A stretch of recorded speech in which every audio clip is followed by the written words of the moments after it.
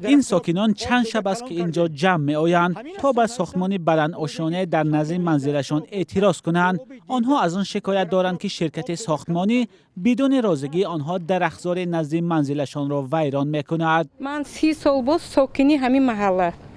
هر یک تا این درخت برای من از همه دیده عزیزتر بود. وقتی که سر کردم بریدم من 2 شب کسل شدم. ما کلون سالو خیلی این خیلی تک تک و سق بشینیم. آخه مابینی 4 آشیانه ها ممکنه آشیانه بلند برداشتن. اینجا میدانچی بچه ها بود. حاضر از هیچ که نپرسیدم من خانه میسازم، خانه کلان. نه زمین تریزهای ما. برای چی؟ جای نیست، جای دیگر نیست می. ما قریب یک ماه پیش خانه جمع کرده یک عریضه نوشتیم که ممکن نیست. ساکنان ناراضی تا این دم به رئیس جمهور و شهردار دوشنبه مراجعت کرده خواستار قطع ساختمان شدند. پیشنهاد کردیم به جناب عالی و سرور دولت، نسخه‌اش بردیم به رئیس کمیته حفظ محیط زیست شیرعلی زاده، اینجا او مدبر ما از اداره‌اش. چرا در این شهر انسان مراجعت او به اعتنایی کرده می شود؟ هفته سوم است که اینجا جمع میشیم و چرا اونا به داد ما نمی رسند؟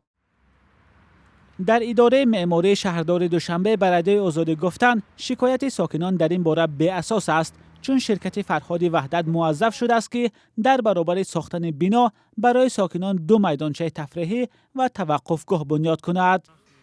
مسئولان شرکت فرهاد وحدت هم دعواهای ساکنان را رد کردند. آنها در صحبت با رادیو آزادی گفتند مکان بنیاد بلند آشیانه نه باغ بلکه خرابه‌زار بود. با گفته مسئولان شرکت ساختمان بنا بر اساس نقشه گنرالی صورت میگیرد. جایی که پروژه ما دادن اومدیم اینجا یگون فرض کنیم جای دمگیری یا جای استراحت یا که اسکامینگ‌های کودکانه یا جای بازی کودکانه یا جای گلگشت بچه‌ها یگون چی نبود اینجا.